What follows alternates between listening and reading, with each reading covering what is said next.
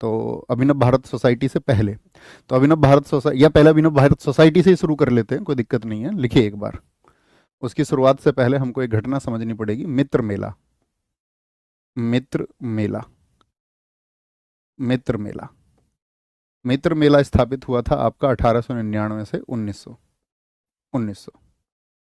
ठीक है, तो मित्र मेला को पहले समझ लीजिए। तो मित्र मेला दरअसल में क्या था, मित्र मेला क्या था, ये आपका सावरकर बंधुओं द्वारा स्थापित किया गया था। सावरकर बंधु, सावरकर बंधु आप जानते हैं, सावरकर बंधुओं द्वारा ये स्थापित था। Established bye, established bye Savarkar brothers, established bye Savarkar, Savarkar brothers. अब ये सावरकर ब्रदर्स कौन थे, तो इसमें सबसे पहला जो नाम आता है वो आता है, आप सब जानते होंगे, गणेश दामोदर सावरकर। गणेश दामोदर सावरकर, गणेश दामोदर सावरकर। इसमें जो दूसरा नाम आता है साथी वो आता है वीडी सावरकर, अर्थात विनायक दामोदर सावरकर। विनायक दामोदर सावरकर, विनायक दामोदर सावरकर, नाम तो सुना होगा ना सबने, वीडी सावरकर। 1883 में जन्म हुआ और 1883 और साथ में 1996 तक का इनका जीवन रहा। अब वीडी सावरकर आप अक्सर नाम देखते होंगे, जैसे आज की हमारी जो केंद्रीय पार्टी है बीजेपी, तो बीजेपी के लिए एक आइडियल है ना, तो बीजेपी उनको आइडियल मानती है। वहीं पे जो दूसरा धड़ा है आप देखते होंगे हमारे देश में, जो कांग्रेस है, ठीक है, या अन्य जो धड़े हैं, वो सब क्या है, इनके ऊपर अक्सर आपको प्रश्न चिन्ह लगाई देते हुए दिखते होंगे कि सावरकर ने तो माफ़ी मांगी थी और ब्रिटिश सरकार के प्रति अपने जीवन में, यानी कि 1921 के बाद में लॉयल रहे। 1921 तक का उनका जीवन जो है वो क्रांतिकारी जीवन रहा, इस देश को समर्पित रहा। तो इन सब सवालों के पीछे रहस्य क्या है, क्या सही किसकी विचारधारा है, क्या कारण है उनके माफ़ी मांगने के, ये सब तो हम अगली कक्षाओं में पढ़ेंगे। ठीक है, जब हम गांधी जी को पढ़ रहे होंगे तो उस समय पर हम इनके बारे में भी वहाँ पर विचार करेंगे। ओके, तो उतना धैर्य आपके अंदर भी होना चाहिए। तो तीन, विनायक दामोदर सावरकर, और तीसरे भाई थे नारायण दामोदर सावरकर। नारायण दामोदर सावरकर, ये तीन भाई हैं, और इन तीनों भाइयों ने किसकी स्थापना की थी, आपका मित्र मेला की, मित्र मेला की। ठीक है, किस जगह पर, आप समझ गए होंगे कि मित्र मेला था आपका, जिन साथियों को नहीं पता है तो पता होना चाहिए, महाराष्ट्र में। कहाँ पर, महाराष्ट्र में। और यही मित्र मेला, इसके दो हमने लिखे 1899 से 1900, यानी कि इसको रीऑर्गेनाइज किया गया था 1900 में। ठीक है, यानी कि 1899 में इसकी शुरुआत हुई बनने की, और इसको सुदृढ़ किया गया, सुदृढ़ किया गया, क्या बोलेंगे, सुदृढ़ किया गया भैया 1996 होगा, अरे 1996 नहीं, 1996 नहीं, 1966 होगा। ठीक है, क्या बोलेंगे यहाँ पर, 1883 से 1966 होगा। ओके, 1996 नहीं, इतना लंबा जीवन मत दो भाई। तो यहाँ पर बात समझे मेरी, मैं क्या कह रहा हूँ, वापस फोकस करें। तो इन्होंने इसको रीऑर्गेनाइज किया 1900 में, तो इसीलिए इसके दो वर्ष आते हैं, हमेशा 1899 से लेकर के 1900 आंसर होगा। यही सोसाइटी फिर बनी अभिनव भारत सोसाइटी, इसी का नया रूप है अभिनव भारत सोसाइटी। कौन सी, अभिनव भारत सोसाइटी कब स्थापित हुई थी, अभिनव, अभिनव भारत सोसाइटी, अभिनव भारत सोसाइटी जो बनी आपका 1904 में, और ये बनी थी आपका बॉम्बे प्रेसिडेंसी में, बॉम्बे प्रेसिडेंसी में। बहुत पूछा जाता है क्वेश्चन, अभिनव भारत सोसाइटी कहाँ बनी थी, अभिनव, अभिनव भारत सोसाइटी, अभिनव भारत सोसाइटी। ठीक है, ये दरअसल में किससे प्रेरित थी, तो ये दरअसल में प्रेरित थी आपका, एक आपका अगर मैं बोलूँ, एक संगठन बना था इटली में। इटली में एक संगठन था आपका तरुण इटली, जिसको बनाया था इटली के, आप जानती हैं इटली के आंदोलन में एक मुख्य व्यक्ति रहे थे मेजिनी। तो ये एकदम से उससे प्रेरित होकर के, किससे प्रेरित होकर के, नाम लिखें तो लिख लो इस बात को, किससे प्रेरित होकर के, तो हम कहेंगे ये आपका तरुण इटली, तरुण इटली एक संगठन था, यंग इटली नाम से आप सोच सकते हैं। और जो संगठन किसका था, मैजिनी ने उसको बनाया था, मैजिनी, तरुण इटली मैजिनी से प्रभावित होकर, मैजिनी से प्रभावित होकर,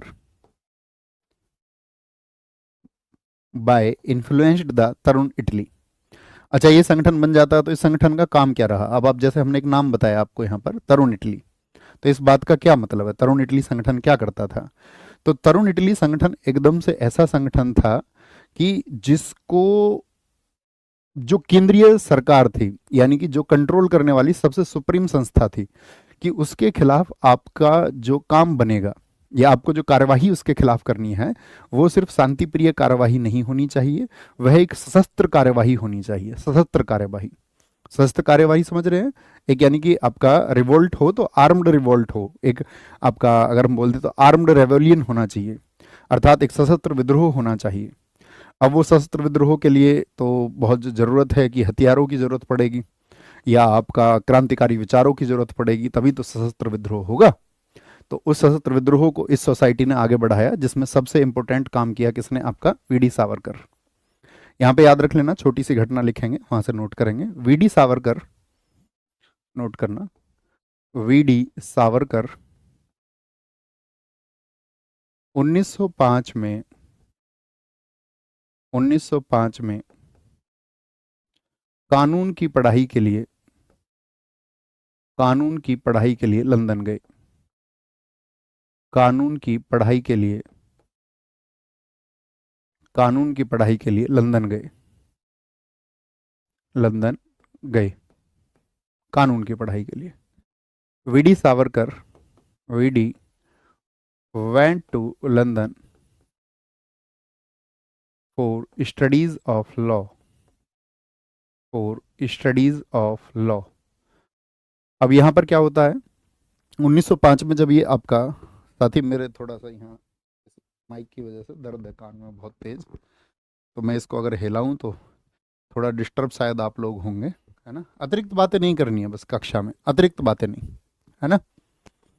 तो यहाँ पर समझेंगे, कानून की पढ़ाई के लिए वो लंदन जाते हैं। तो जब ये लंदन गए तो वहाँ पर एक संगठन चलता था, या बोले कि एक केंद्र हुआ करता था, जहाँ पर जो भारत के लोग पढ़ने जाते थे लंदन, यानी कि युवा लोग जो थे, जो यंग लोग थे, उन यंग लोगों की एक सभा होती थी, इकट्ठे होते थे और वो भारत के बारे में चर्चा करते थे कि ये ब्रिटिशियर्स वहाँ भारतीयों का दमन किस तरह से कर रहे हैं, किस तरह से ये ब्रिटिश सरकार वहाँ पर भारतीयों का शोषण कर रही है। तो उसके बारे में विचार मंथन होता था और यंग लोग थे सारे, तो ये सारे लोग बैठते थे इंडिया हाउस में। तो यहां पर याद रख लेना, यहां पर था एक इंडिया हाउस, और इंडिया हाउस की स्थापना भी हुई थी इसी वर्ष 1905 में। कोई बता सकता है किसने की थी स्थापना? 1905 में हुई थी, और ये स्थापना हुई थी लंदन में। यहाँ पे एक पुराना घर खरीद लिया था भारत के एक व्यक्ति थे, श्यामजी कृष्ण वर्मा। अभी भारत सरकार ने भी बनवाया ना इसका मॉडल, इंडिया हाउस का, एक भारत का किस राज्य में बनवाया था बताओ? श्यामजी कृष्ण वर्मा। तो ये श्यामजी कृष्ण वर्मा क्या करते थे कि सभी स्टूडेंट्स को इकट्ठा करते थे, ठीक है? उनके अंदर आपका जो राजनीतिक विचार पैदा हो या क्रांति के लिए उनके अंदर भाव पैदा हो, तो यहाँ पर बहुत सारे लोगों से उनकी मुलाकात होती। एक तो श्यामजी कृष्ण वर्मा रहे, और यहीं पर एक व्यक्ति थे मदन लाल धींगरा।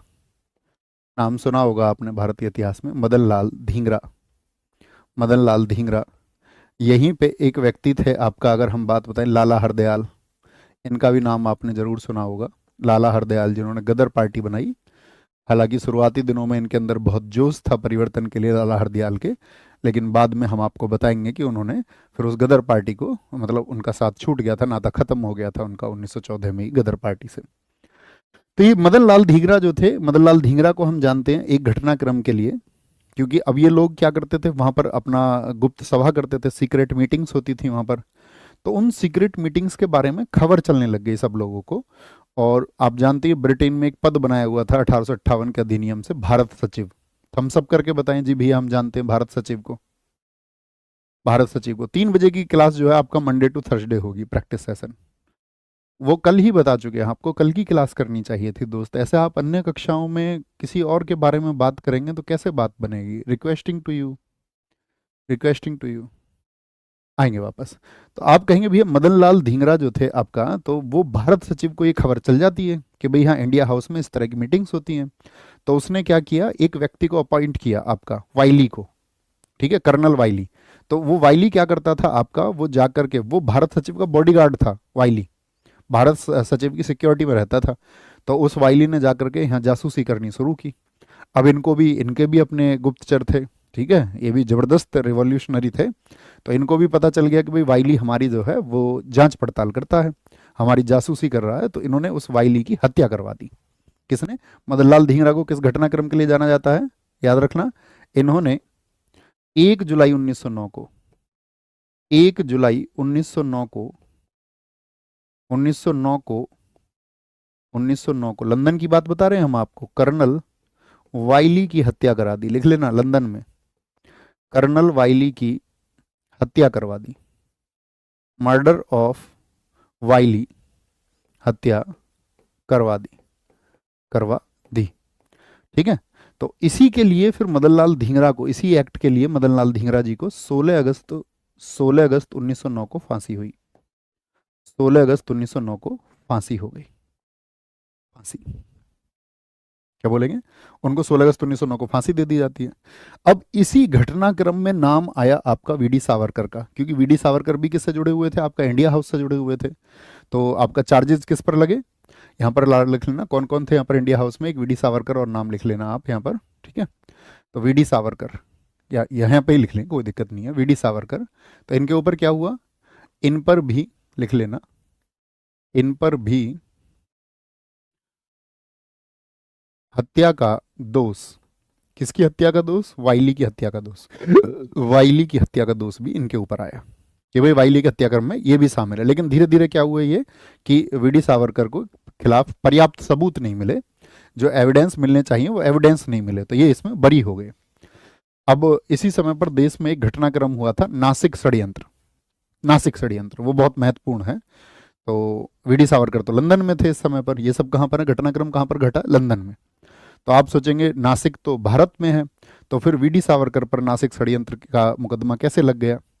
तो घटना कुछ ऐसे हुई कि वीडी सावरकर जब यहाँ एक्टिव थे तो उनको यहाँ से मिली 20 ब्राउन पिस्टल, ब्राउन पिस्टल, ठीक है, ब्राउन मतलब ब्रांड है। तो ब्राउन पिस्टल मिली आपको वहाँ पर, या बोले कैटेगरी है आपका पिस्टल की, और साथ में बहुत सारे कारतूस उनको मिल गए। अब उन्होंने क्या किया, उन 20 ब्राउन पिस्टल को भेज दिया भारत में कि भाई भारत में क्रांति की जरूरत है और यहाँ पर वो चाहिए, ठीक है। अच्छा, ये तो बात समझ में आ गई। एक छोटी सी चीज देखना, छोटी सी घटना क्या है कि जो इनके भाई थे, जो जिनको हम बोल रहे गणेश, गणेश यहाँ पे लिखना, नासिक में, नासिक में इनके जो भाई हैं गणेश दामोदर सावरकर, गणेश सावरकर लिख लीजिए, गणेश सावरकर थे। अब गणेश सावरकर जो थे आपका, ये ब्रिटिश सरकार के खिलाफ में बहुत एक्टिव थे, ठीक है, और ब्रिटिश सरकार की आलोचना करते थे खुले तौर पर, और क्रांतिकारी लेख लिखते थे। भाई उस समय ये सोशल मीडिया नहीं था ना, तो अपने बातों को कैसे पहुंचाते थे सब, तो अपने एक कागज पे अपनी लिखे विचार और साथ में वो पर्चे लोगों तक पहुंचाते थे, ठीक है। कॉलेजेस जो थे आपका, जहाँ पर आपका यंग लोग थे, गांवों में जहाँ पर आपका नुक्कड़ होते थे, तो वहाँ पर वो पर्चे पहुंचाए जाते थे कि भाई ब्रिटिश सरकार हमारा इस प्रकार से क्या बोलेंगे शोषण कर रही है। तो ब्रिटिश सरकार की नज़र इनके भाई पर भी थी, ठीक है। अब इनके भाई पर थी तो इन्होंने क्या किया, ब्रिटिश सरकार ने इनके भाई पर शिकंजा कसा, क्योंकि इनके क्रांतिकारी लेखों के लिए, और इनको क्या सुनाई गई, सजा सुनाई गई, सजा, इनको सजा सुनाई गई, ठीक है। क्यों सजा सुनाई गई, थम्स अप करें जी, क्लियर है, किसके लिए सजा हुई इनको, क्रांतिकारी लेखों के लिए, क्रांतिकारी लेखों के लिए इनको सजा हुई। अब जब क्रांतिकारी लेखों के लिए इनको सजा हुई, और वो सजा सुनाई किसने, वो सजा जो सुनाई वो जज था आपका जैक्सन, जज का नाम था जैक्सन। अब इन्होंने कहा अच्छा इन ब्रिटिश अधिकारियों को खत्म करो, तो इस जैक्सन की हत्या हुई। जैक्सन को क्या कर दिया गया, जैक्सन का मर्डर कर दिया गया, और जैक्सन की जो हत्या की गोली चला करके वो की लक्ष्मण कन्हेरे ने, लक्ष्मण अनंत कन्हेरे ने, लक्ष्मण अनंत कन्हेरे ने। घटनाक्रम समझ में आ रहा है ना दोस्त, लक्ष्मण अनंत कन्हेरे ने क्या कर दी, इनकी हत्या कर दी। अब इस बात के लिए ब्रिटिश सरकार ने 3 लोगों को फांसी दी, 3 लोगों को फांसी दी, ठीक है। किस किस को फांसी हुई थी इस घटनाक्रम में, क्या बोलेंगे, इसकी हत्या के लिए 3 लोगों को फांसी हुई, 3 लोगों को फांसी हुई। और 3 लोग कौन थे जिनको फांसी सुनाई गई, वह ब्रिटिश सरकार ऐसे ही दमन करती थी। तो एक तो लक्ष्मण अनंत कन्हेरे को ही, लक्ष्मण